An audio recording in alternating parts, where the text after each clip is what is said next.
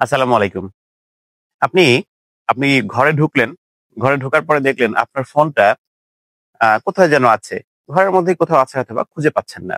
এবং যখনই এরকম দেখলেন তখন বুকের ভিতরটা ধক করে উঠল। আমার ফোন কোথায়? আমার ফোন ছাড়া আমার এক মুহূর্তও চলবে না। আপনার জীবন অর্থহীন, আপনি অস্থির হয়ে গেছেন এবং আপনি ভীষণ অস্থিরতা করছেন। এরকম হয় অনেকের। এটা একটা বিচ্ছিন্ন ঘটনা হতে পারে। কিন্তু যাদের এরকম হয় যে একটি মুহূর্ত ফোন ছাড়া থাকতে পারছেন না। আপনার ফোনে চার্জ নাই। আপনার মনে হচ্ছে যে আপনার দুনিয়া অচল হয়ে গেছে।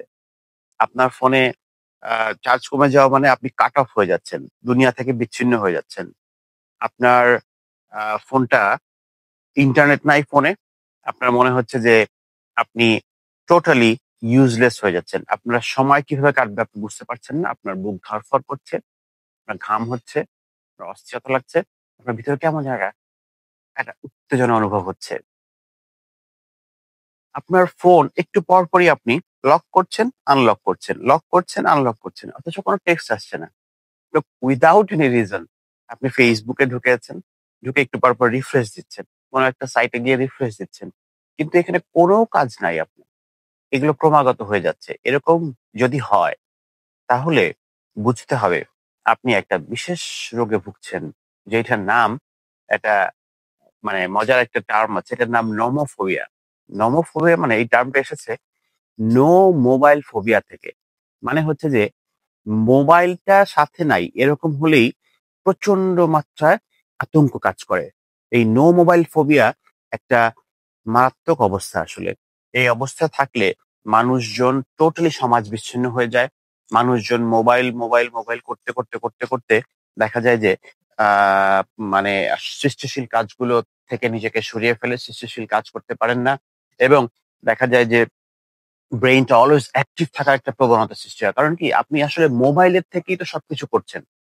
মোবাইলের থেকেই আপনি ফুড অর্ডার করছেন, মোবাইলের মাধ্যমে আপনি কেনাকাটা করছেন, মোবাইল থেকে আপনি ছবি এডিট করছেন, এআই কে দিয়ে বিভিন্ন কাজ করাচ্ছেন, কত কিছু করছেন। দুনিয়াটা মনে হয় যে হাতের মুঠোয়।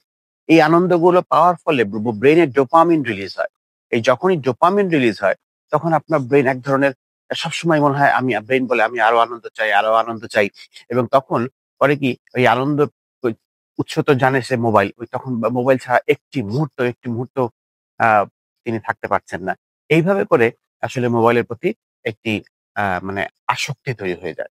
এবং এই আসক্তি আস্তে আস্তে আপনাকে কুরে খায়। আসক্তি আপনার সমস্ত সময় নষ্ট করে দেয়।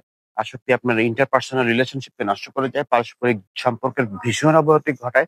সম্পর্কের ক্ষতিগ্রস্ত হয়। অফিস আদালত সব জায়গায় ক্ষতিগ্রস্ত হয়ে যায়। চাকরি-বাকরি সবকিছুতে। এখন কথা হলো যে নোমোফোবিয়া থেকে কেমনে বাইর হব?